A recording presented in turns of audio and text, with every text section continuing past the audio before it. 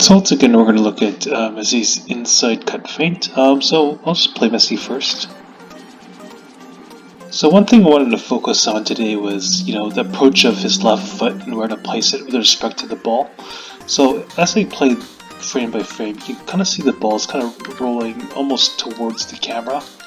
And you can kind of see Messi, he's kind of behind the ball at this point, but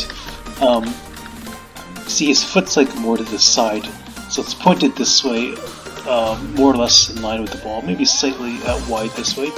Before I was kind of like doing it this way, where his toes would be pointing perpendicular to where the ball was rolling. But looking at it closer, that's not the case. So see the ball's rolling this way, but just trying to see if you can knock it that way.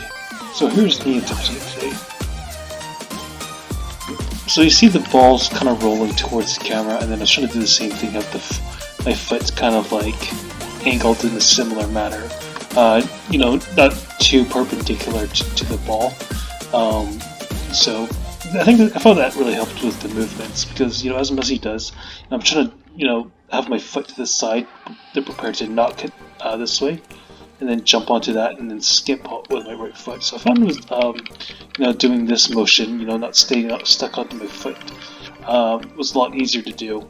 Now there's probably a lot of things to fine tune, but I already mentioned how Messi, I think, he jumps with his left foot onto his right, and then you see he really drives that knee up before he, extends that foot out. Really look at me, I find like at this point I don't really drive my knee up, but I still kind of like try to hop off the ground with my foot more. I should probably really be driving that knee up so we can extend that leg. So I think that's what I'll try to focus on later, and then gradually fine tune this move.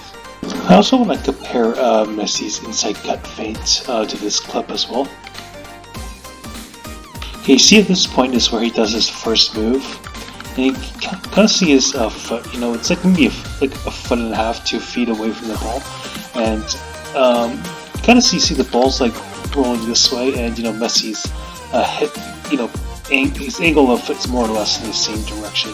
As I mentioned in the last clip, Messi's foot was more angled towards kind of like this side, because his body was more angled kind of like perpendicular to the ball. So I think as a result, his foot was a lot closer. But I think I get the interpretation. If he's going in the same direction, he kind of has to bring his left foot have a greater distance. It has to be more in line with the ball.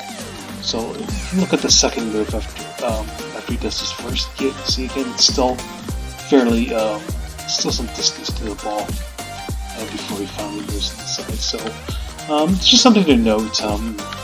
I've practiced very different variations of the move.